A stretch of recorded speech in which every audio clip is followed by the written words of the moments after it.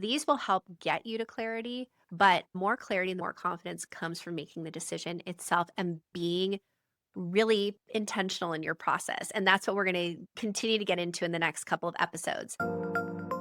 Welcome to Everyday Innovation, your go-to podcast for enhancing your creative and entrepreneurial process. I'm Jordan DeVecchia, a multi-passionate creator entrepreneur, venture studio co-founder, and business designer and advisor. Here we live at the intersection of creativity, strategy, and personal development. Join me for inspiring conversations, actionable practices, and insight infusions designed to shift your mindset and empower you with tools and resources to create impactful ventures. Get ready to take your ideas to the next level and innovate with purpose. Welcome back to Everyday Innovation. I'm so excited about today's episode because it kicks off a series about decision making. Decision making is such an underrated skill that often determines how effectively you can innovate, grow, and adapt. I feel that consistently successful innovators aren't just brilliant thinkers, they're people who've mastered the art of making clear and confident decisions. It doesn't mean that they're always right, though, but it does mean that they trust their process enough to keep moving forward, learning, and adapting along the way, which is incredible in all areas of life, but especially in entrepreneurship. They know that each decision creates impact and is a vote for the direction that they'd like to explore. It's the catalyst for action. So, in today's episode, we're going to explore 4 powerful practical frameworks that you can start using immediately. So, whether you're launching a startup, leading a team, kicking off a new creative project, organizing something for your community or your family, these frameworks are going to cut through that indecision and help you gain momentum more quickly. So, we're going to cover today the 60-60-60 rule, the 2x2 matrix, the weighted decision matrix, and the OODA loop. So, by the end of this episode, you're going to be equipped to make decisions faster and with greater confidence. So let's get into it. The 60-60-60 rule is all about rapid momentum and decision velocity. It's straightforward, but it's very powerful, and it's designed to break the cycle of analysis paralysis. So it goes like this. So once you're about 60% sure about a decision, set a timer for 60 seconds to commit fully to that decision, and then within 60 minutes, take your first action step. Here's why this matters, especially in innovation and entrepreneurship.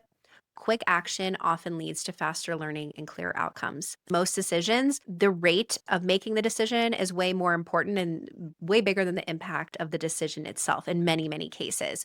So rather than waiting for certainty, which may never arrive, oftentimes it arrives after you've made the decision, you might as well take that swift, practical step forward using immediate feedback to guide your next move. So let's say, for example, you are deciding between marketing a campaign on LinkedIn or TikTok.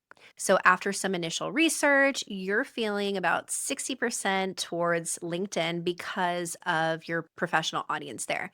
So, instead of overthinking, you set your timer for 60 seconds, make that decision within the minute, and within an hour, launch your first piece of content or your first test campaign on there. The real data is going to completely replace guesswork. Or maybe you're writing an ebook and you're deciding between 2 titles. We've all been there, right? The perfectionist in us gets gets worked up, or maybe they both are really great and it's hard to decide. Both seem viable, right? Pick the one that you're about 60% sure about, finalize your ebook cover, make it look really cool in the next hour, and then put it online immediately.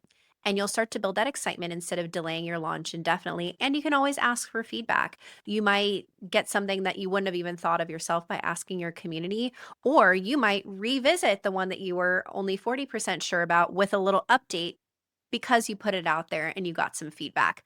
So, really, this rule isn't about rushing. It's more so staying agile and decisive. Good leaders continue to be decisive and innovate on the go. And with a lot of these decisions, they don't require that much time. 60% sure you're already a lot of the way there with your research, right? The 60 seconds is really just to kind of get that momentum going and make sure that there's like a gut check in there. And then doing something within the hour allows you to take that decision and put it into action quickly before you can start to ruminate again, or you indefinitely kind of shelve a decision, right? Which can get in the way of progress. So, next, let's explore the 2x2 matrix, which is great for fast visual prioritization. It's incredibly useful when you're overwhelmed by options and it's really hard to gain clarity and also compare them, right? So, simply put, I'm sure you've seen this in many places. You're going to draw two intersecting lines forming four quadrants, right? And you're going to be labeling them with the relevant dimensions. So, on the x axis, you could put effort. And on the y axis, you could put something like impact or enjoyment, right? And you're going to start to map them. So, the value here is when everything feels urgent or equally important, visually mapping your options creates instant clarity and direction. Sometimes you just have to see it and you have to see almost options next to each other. Or maybe there are certain things that you see a pattern between some of your decisions, and just putting them visually somewhere gets it out of the jumble of your head, right? So let's consider an example.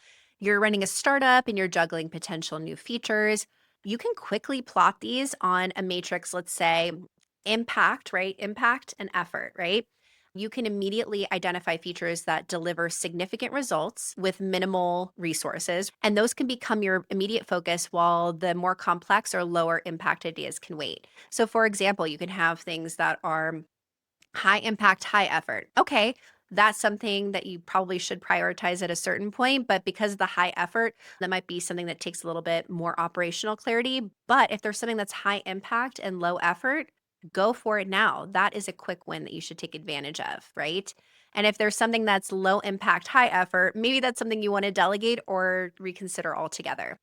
Also, for example, like if you're a content creator and you're flooded with ideas, as we all can be, you can plot them on this with enjoyment and effort. So, this is also linking in with life design as well, looking at your energy and looking at the joy that you get out of something.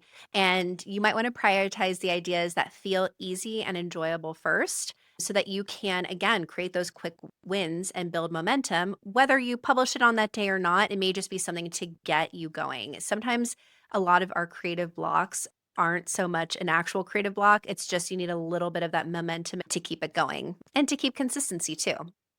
Visualizing options like this can be so, so powerful because it cuts through the noise and it clearly shows where your energy and time should go first. So the next framework is really more so for those bigger, high stakes decisions that feel more complicated and risky.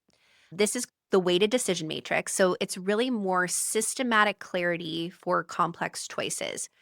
So, what we're going to do is clearly define your decision criteria. And what you're going to do is you're going to assign each criterion a weight based on its importance. And then you're going to systematically score each option for different choices. So, let me give you an example. Let's say your startup is at like a critical juncture, maybe pivoting your product to a new market, maybe staying in the same. You want to define your criteria clearly. So that could be market size, potential revenue, operational complexity, team passion, risk, and taking each of those criteria and putting a numeric weight on them. So market size and potential revenue, maybe those things go together, maybe they don't. Maybe the market size is different, but the potential revenue upside is more important. So you might want to weight that higher. Assigning a numeric weight and scoring each option reveals sometimes like surprisingly obvious paths forward.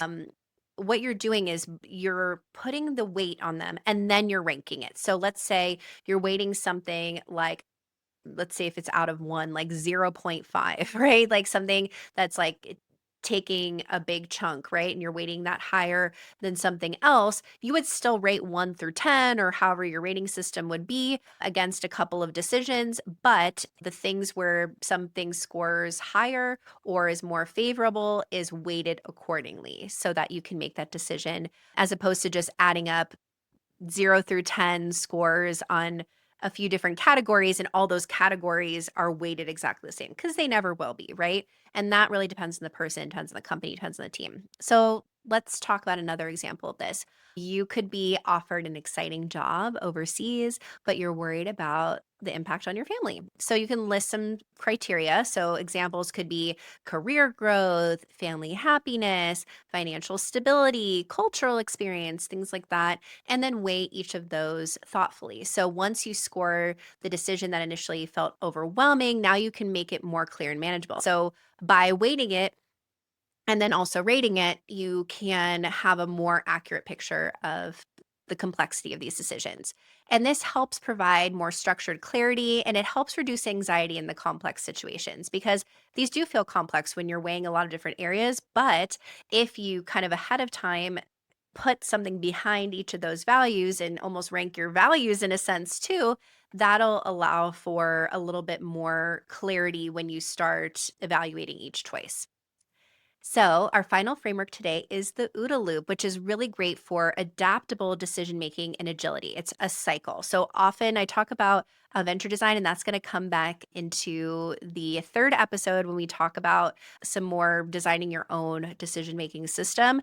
These tools and frameworks you can plug in as you go along depending on the decision. So this is kind of these are tools within the overall structure. But just like I use for venture design and other innovation cycles, the OODA loop is also a cycle. It's a continuous decision cycle. It's developed by military strategist John Boyd. And this model is particularly valuable for staying adaptive and responsive in rapidly changing environments. So, what does OODA stand for? So, OODA is OODA: observe, orient, decide, and act. So let's walk through them. So, say you've launched an MVP of your app and initial user feedback reveals confusion around certain features. So, observe. So, you've observed something that needs to be taken care of, right? You quickly interpret the feedback as a UX issue. So, you orient it. So, you're observing that there's some feedback about confusion. You're orienting the issue to be around a UX issue. You're going to next decide. So decide on simplifying your onboarding process. So you make a decision on how to fix that UX issue, and then you immediately roll out the update. Act. So you're taking action on that decision. Then you can observe again, continuing the loop. Another example could be this is a very simple one, but when you're, let's say, you're producing a podcast, you notice feedback that episodes are a bit too lengthy. So, again, there's an observation. This could also be, I know I'm saying feedback, but you can also notice this as well that your longer episodes are not doing as well, right? You're noticing a pattern there. So, you've observed something, right? You determine shorter episodes could increase engagement. So, that's orient. So, you're orienting to, okay, the timing of this episode might be the solution that we need. You decide quickly to shorten the format. So there's a decision of what kind of action you're going to be taking. And then that just, you take that decision immediately into when you record the next episode, prep for the next episode. You're going to cap it at 20 minutes, whatever that might be. So the OODA loop emphasizes constant learning and adaptation rather than rigid planning, allowing you to evolve rapidly on these real time insights. And you can also very easily journal on that, right? So if you put OODA and you can kind of like in each decision go through that, it really makes a very easy decision journal and something that you can reflect upon later. So we've covered 4 highly effective frameworks today: the 60-60-60 rule for rapid decision momentum, the 2x2 matrix for instant clarity and prioritization, the weighted decision matrix for structured clarity in complex choices, and the OODA loop for agile and adaptable decision making. So, my challenge to you right now is to choose one framework and apply it today.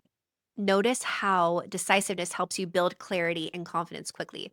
These will help get you to clarity, but more clarity and more confidence comes from making the decision itself and being really intentional in your process. And that's what we're going to continue to get into in the next couple of episodes.